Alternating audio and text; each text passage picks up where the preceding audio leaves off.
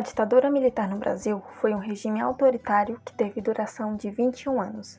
Ela se iniciou no dia 31 de março de 1964, com a deposição do presidente João Goulart, e teve o seu fim em março de 1985. Ela estabeleceu a censura à imprensa, restrição dos direitos políticos e a perseguição policial aos opositores do regime. Durante a ditadura, foi decretado 5 atos inconstitucionais que tinham o objetivo de manter os militares no poder e dificultar a resistência contra o regime. O Ato Inconstitucional 1 criava mecanismos jurídicos para justificar a tomada do poder. Pouco tempo depois, por meio de uma eleição indireta, o bacharel Humberto Castelo Branco foi eleito presidente do Brasil. Caminharemos para a frente com a segurança de que o remédio para os malefícios da extrema esquerda não será o nascimento de uma direita reacionária. No ano seguinte, aconteceram as eleições estaduais em todo o país. O novo governo esperava que as forças de direita e os apoiadores do golpe ganhassem o processo eleitoral. No entanto, ao final das votações em 1965, a resposta foi o contrário. 7 de outubro, a alta cúpula do regime militar e seus ministros se reuniram para discutir a criação de medidas que reforçassem as ações do Poder Executivo. Sendo mais rígido que seu antecessor, o AI-2 veio composto por 33 artigos que estipularam o uso definitivo das eleições indiretas para o presidente, a dissolução de todos os partidos políticos que atuavam na época e a ampliação do número de ministros no Superior Tribunal Federal. Prosseguindo com as reformas que modificaram a Constituição de 1946, o governo de Castelo Branco anunciou em 5 de fevereiro o Ato Inconstitucional número 3. Esse ato definia que as eleições para governador e vice seriam realizadas de forma indireta. As eleições indiretas nos estados diminuíram ainda mais as vias de representação da vontade política popular. Paralelamente a isso, fazendo a manutenção de alguns direitos, concedia a falsa sensação de que o novo governo não tinha pretensões restritivas absolutas em relação à democracia. O AI-4 foi baixado em 1966 com a intenção de organizar e discutir uma nova Constituição ao Brasil, que seria condizente ao governo militar instaurado. Então, no dia 24 de janeiro de 1967, foi promulgada pelo Congresso Nacional uma nova Constituição, a 6ª da história do país, 5ª do período republicano. Essa Constituição, que dava grandes poderes ao presidente da República, seria modificada pela Emenda Constitucional número 1, de 17 de outubro de 1969, que tornou o poder político ainda mais centralizado nas mãos do Executivo. O AI-5 foi um decreto emitido pelo governo de Arthur da Costa e Silva no dia 13 de dezembro de 1968. Esse ato inconstitucional foi apresentado à população brasileira em cadeia nacional de rádio e foi lido pelo ministro da Justiça, Luiz Antônio da Gama e Silva. Contava com 12 artigos e trazia mudanças radicais para o país.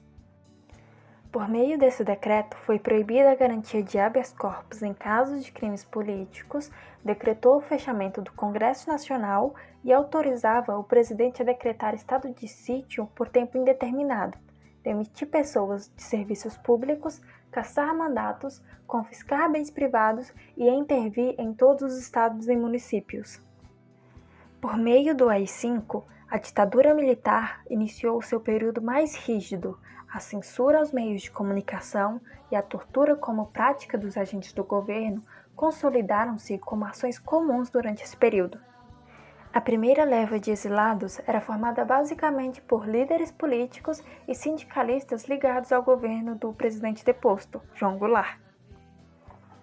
Dela faziam parte, além do próprio Jango, os ex-governadores Leonel Brizola e Miguel Arraes, o líder das Ligas Camponesas Francisco Julião, o ex-chefe da Casa Civil Darcy Ribeiro, o ex-presidente Juscelino Kubitschek, além dos oficiais e sargentos expulsos do Exército. Leonel Brizola foi um engenheiro civil e político brasileiro. Considerado um líder da esquerda e um político nacionalista, foi governador do Rio de Janeiro e do Rio Grande do Sul. Simpatizante do presidente Getúlio Vargas, Brizola ingressou no Partido Trabalhista Brasileiro em agosto de 1945 integrando o primeiro núcleo gaúcho do novo partido. Após tentar organizar, sem muito sucesso, uma resistência ao golpe militar, o deputado deixou o Brasil ainda em 1964 para viver no Uruguai. Ele morou também nos Estados Unidos e em Portugal, retornando ao país apenas após a Lei da Anistia em 1979. A segunda leva era constituída por estudantes, sindicalistas, intelectuais, artistas, cientistas e militantes de organizações clandestinas de oposição, armadas ou não. Desse último grupo fizeram parte 130 ex-presos políticos que foram trocados por reféns, diplomatas e banidos do país. A partir de 1971, grande parte dos exilados seguiram para o Chile, então presidido por Salvador Allende, do Partido Socialista. Muitos passaram também pela Argentina e pelo México. Intelectuais e artistas foram, na maioria, para a França, onde havia grupos organizados de exilados políticos. Argélia, Estados Unidos, Suécia, Bélgica, Canadá, Itália, Cuba e a ex-União Soviética, entre outros países, também receberam cidadãos perseguidos. As estimativas sobre o número de pessoas forçadas a partir durante a ditadura militar variam entre 5.000 e 10.000, mas não há dúvida que foi a maior diáspora da história do Brasil. Alguns deles nunca retornaram ao Brasil. É o caso de Josué de Castro, médico, professor, cientista político e escritor pernambucano que dedicou a vida a estudar as questões de fome. Castro era embaixador do Brasil na ONU em 1964, quando teve seus direitos políticos cassados. Morreu no exílio sem poder voltar ao país. Um outro exilado foi o Oscar Niemeyer. O arquiteto foi nomeado coordenador da Escola de Arquitetura da Universidade de Brasília em 1962. 3 anos depois, ele se demitiu da instituição juntamente com mais 200 professores em protesto à política universitária instaurada com o governo militar. Membro do Partido Comunista Brasileiro desde 1945, o arquiteto foi impedido de trabalhar no Brasil e, em 1967, transferiu-se para a França, onde projetou a sede do Partido Comunista Francês. O arquiteto apenas retornou ao Brasil no início dos anos 80, com o final da ditadura.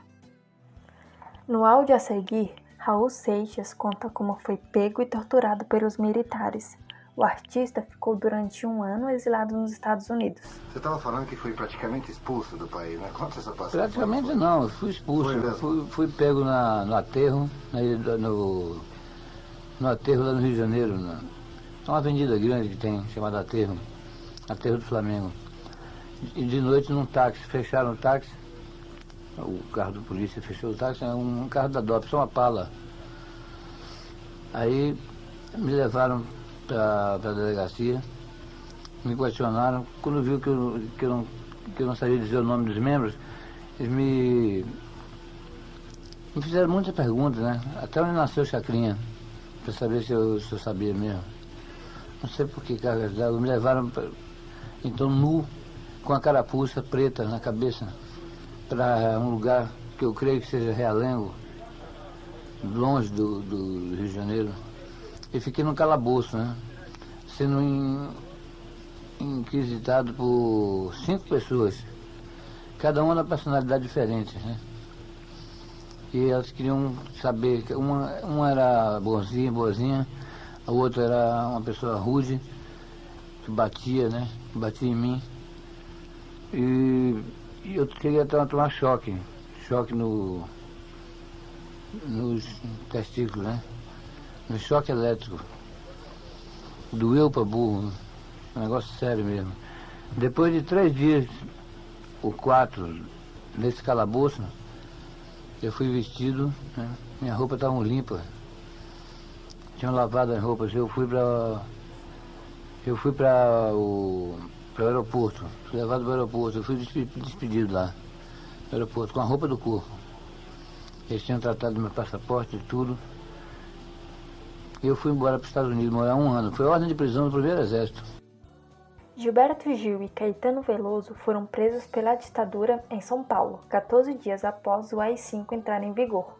Foram transferidos para o Rio de Janeiro e soltos 2 meses depois, já inocentados das acusações de desrespeito ao hino nacional e à bandeira. Mas, ao voltar a Salvador, foram novamente presos, submetidos à prisão domiciliar, proibidos de fazer shows e dar entrevistas. Em meados de 1969, os militares disseram que a situação dos dois só poderia ser resolvida com o exílio. Você foi convidado? Sim, nós fomos presos, ficamos 2 meses na cadeia, depois ficamos 4 meses confinados à cidade de Salvador. A gente tinha que se apresentar diariamente a um coronel. Isso já são 6 meses, né? 2 na cadeia e 4 no confinamento. Não podíamos deixar a cidade de Salvador, não podíamos trabalhar, não podíamos dar entrevista, fazer apresentação, nada. E então o Gil ficava pedindo ao coronel para resolver a nossa situação. Ele já tinha 2 filhas.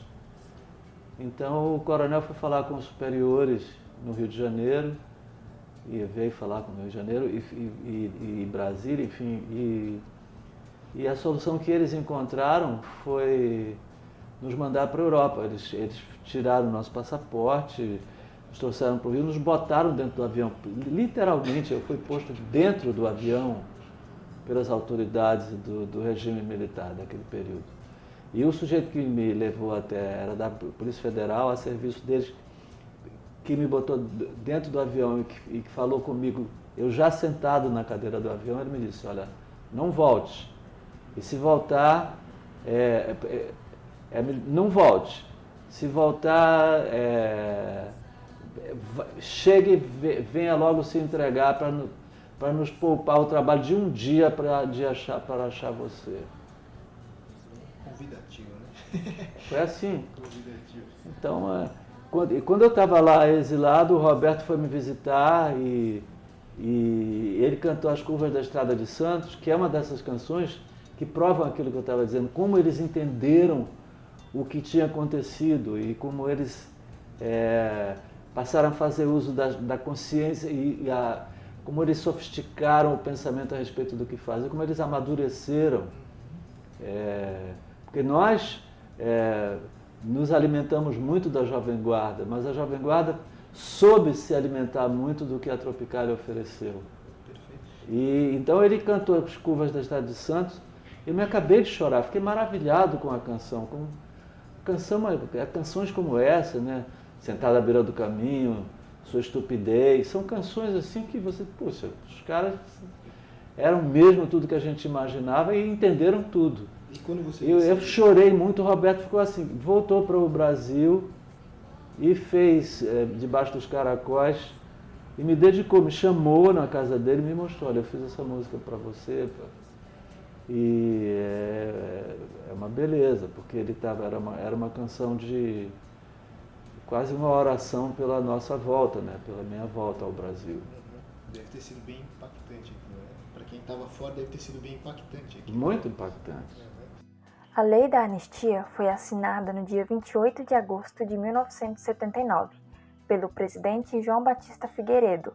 Ela concedeu perdão aos perseguidos políticos e pavimentou o caminho para a redemocratização do Brasil. Foram anistiados tanto os que haviam pegado em armas contra o regime, quanto os que simplesmente haviam feito críticas públicas aos militares. Graças à lei, exilados e banidos voltaram ao Brasil, clandestinos deixaram de se esconder da polícia, réus tiveram os processos nos tribunais militares anulados, presos foram libertados dos presídios e delegacias.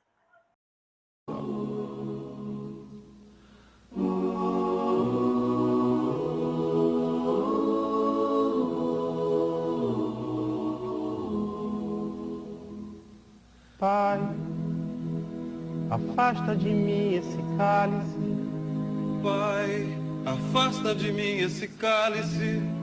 Pai, afasta de mim esse cálice de vinho tinto de sangue.